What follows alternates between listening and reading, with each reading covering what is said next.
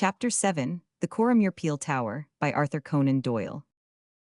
Well, it would weary me, and I am very sure that it would weary you also, if I were to attempt to tell you how life went with us after this man came under our roof, or the way in which he gradually came to win the affections of every one of us.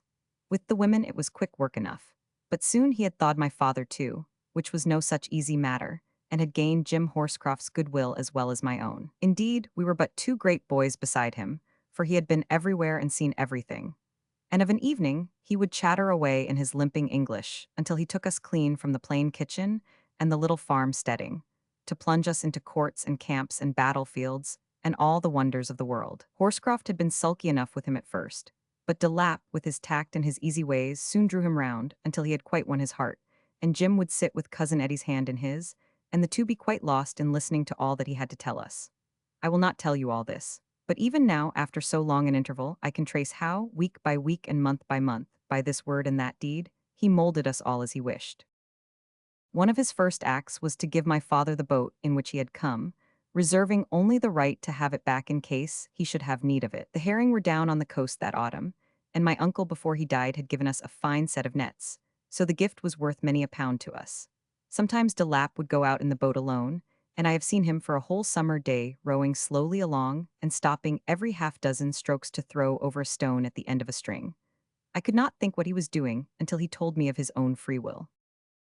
"I am fond of studying all that has to do with the military," said he, "and I never lose a chance.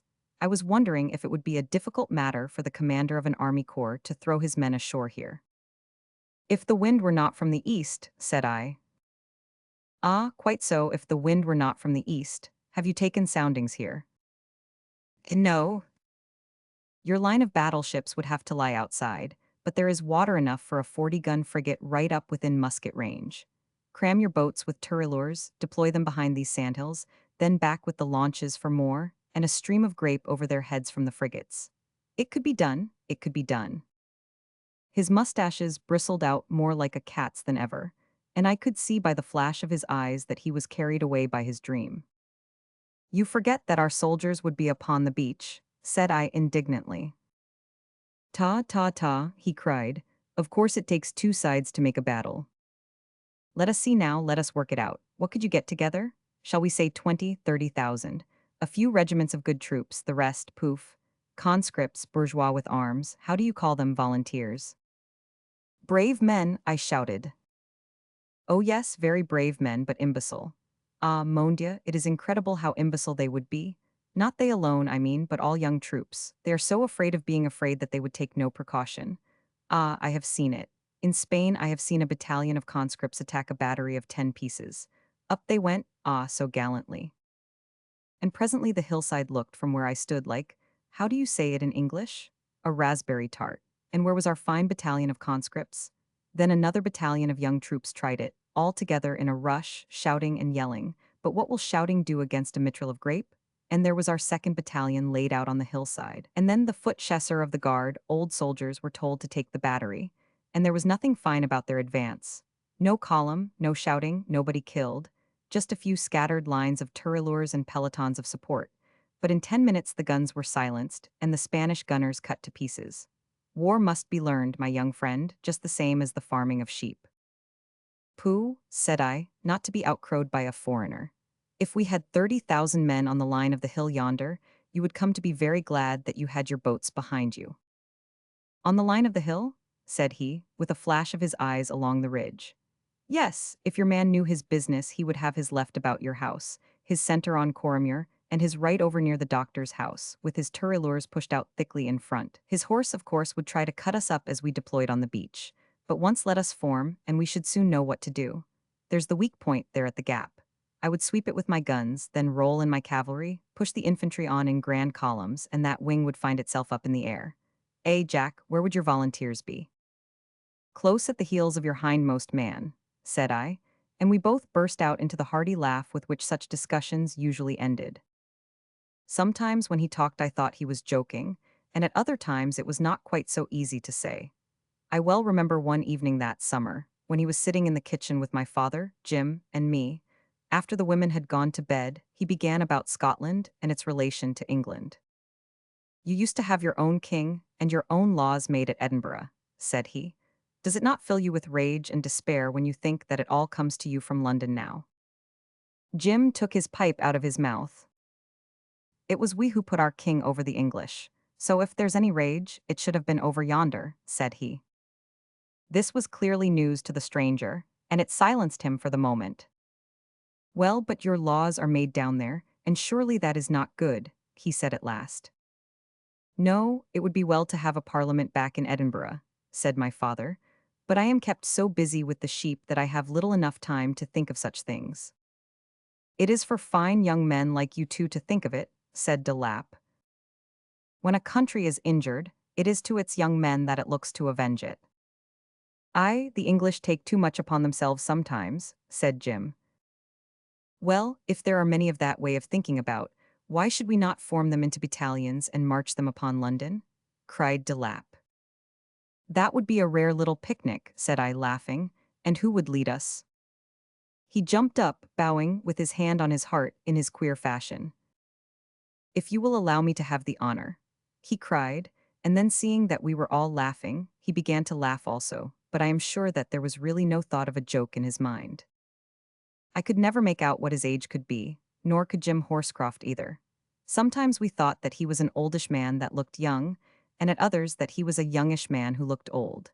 His brown, stiff, close-cropped hair needed no cropping at the top, where it thinned away to a shining curve. His skin, too, was intersected by 1,000 fine wrinkles, lacing and interlacing, and was all burned, as I have already said, by the sun.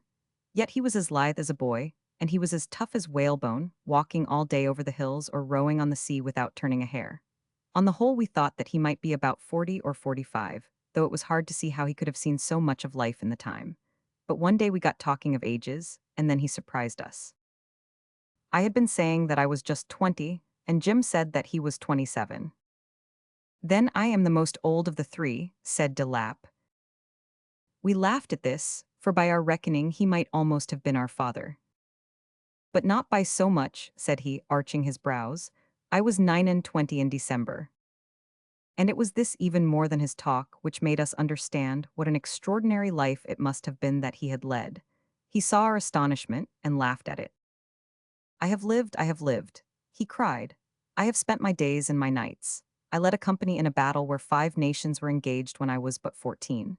I made a king turn pale at the words I whispered in his ear when I was 20. I had a hand in remaking a kingdom and putting a fresh king upon a great throne the very year that I came of age. Mon Dieu, I have lived my life." That was the most that I ever heard him confess of his past life, and he only shook his head and laughed when we tried to get something more out of him. There were times when we thought that he was but a clever impostor. For what could a man of such influence and talents be loitering here in Berwickshire for? But one day there came an incident which showed us that he had indeed a history in the past.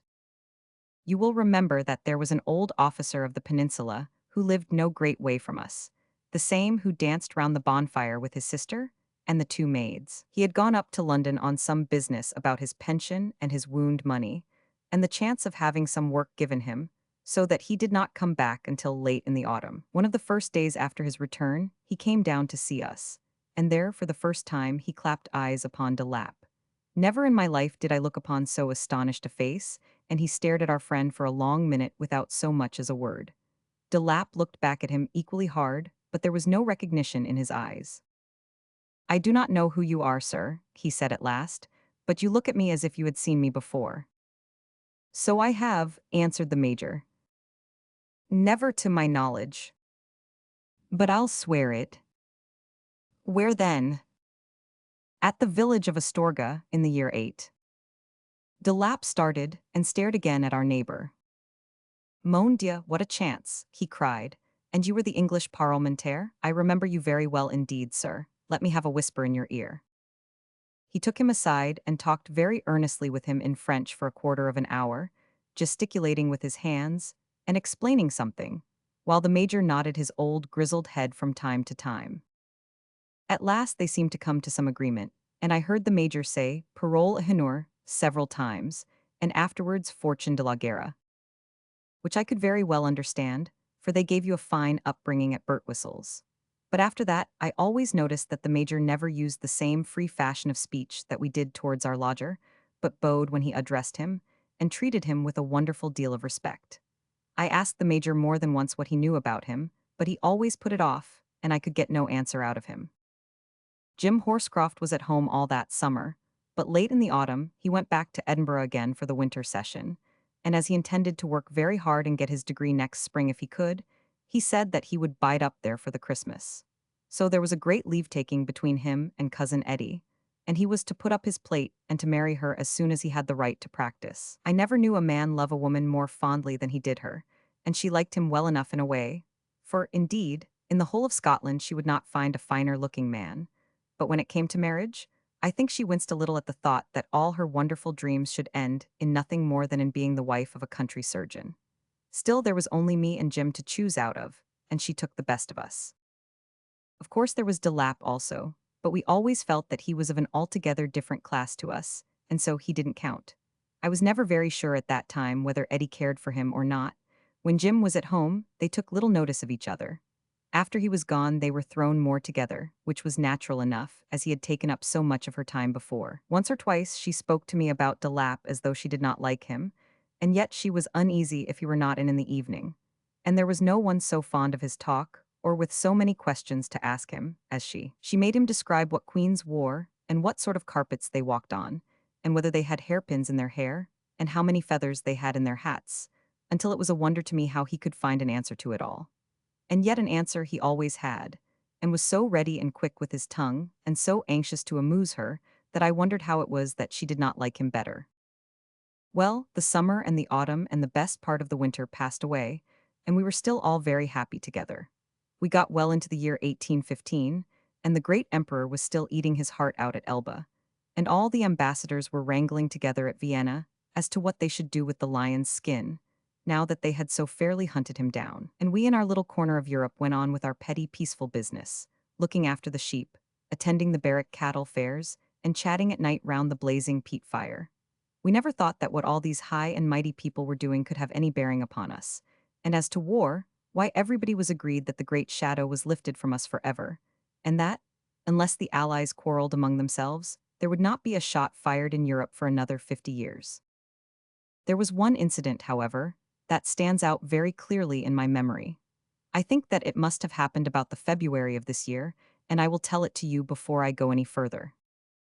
You know what the border peel castles are like, I have no doubt. They were just square heaps built every here and there along the line, so that the folk might have some place of protection against raiders and moss-troopers.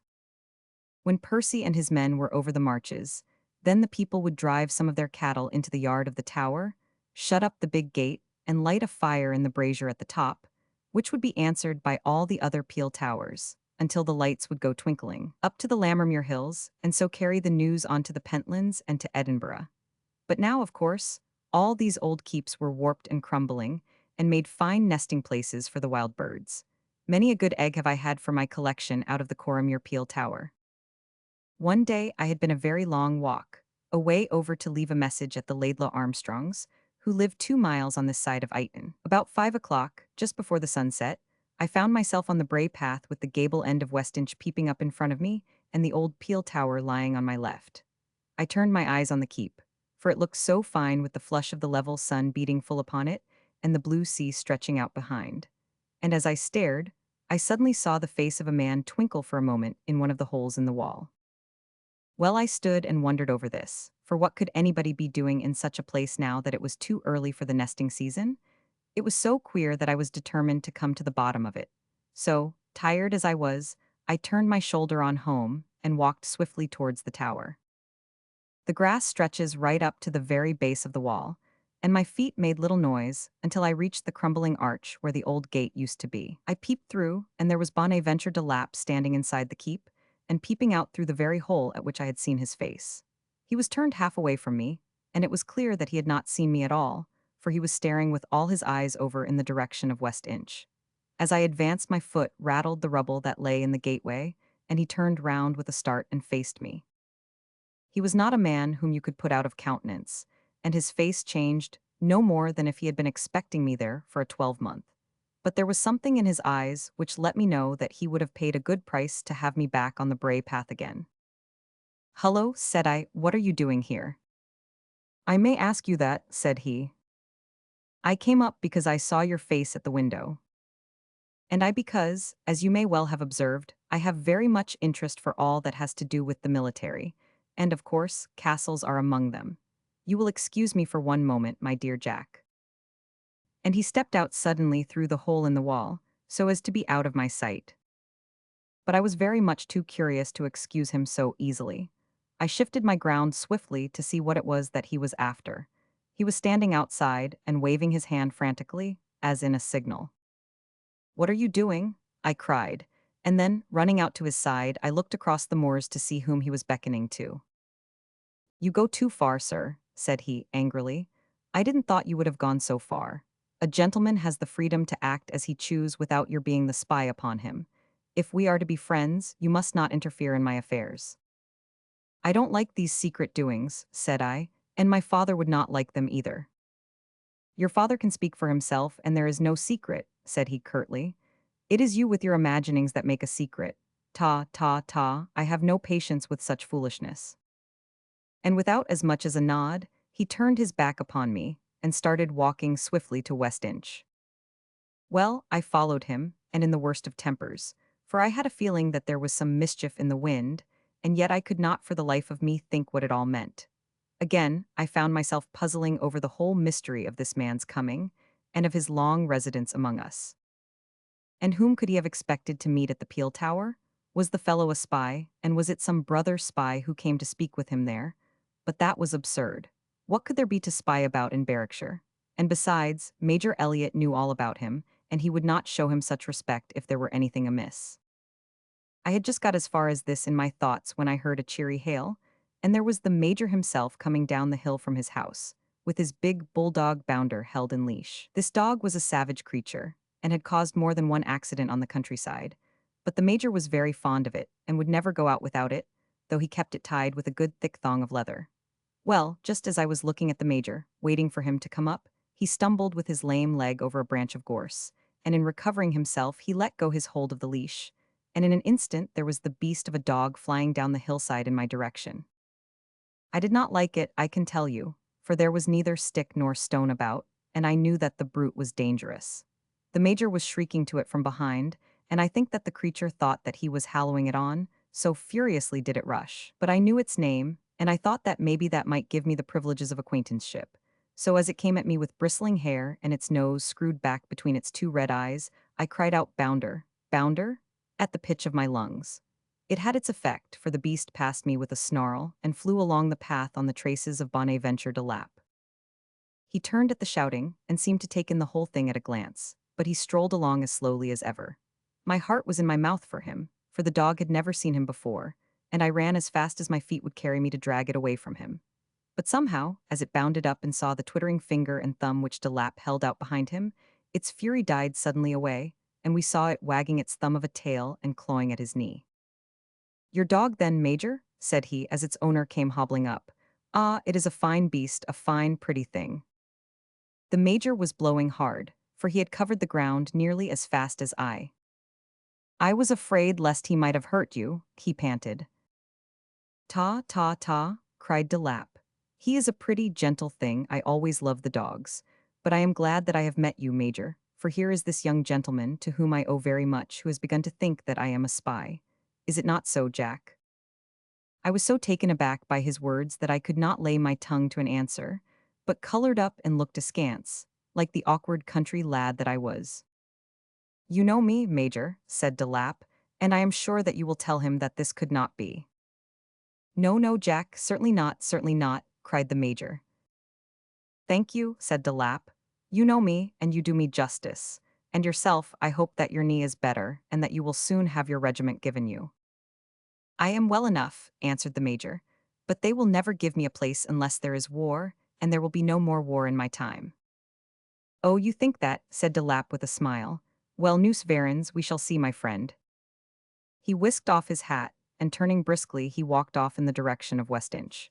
The Major stood looking after him with thoughtful eyes, and then asked me what it was that had made me think that he was a spy. When I told him, he said nothing, but he shook his head and looked like a man who was ill at ease in his mind.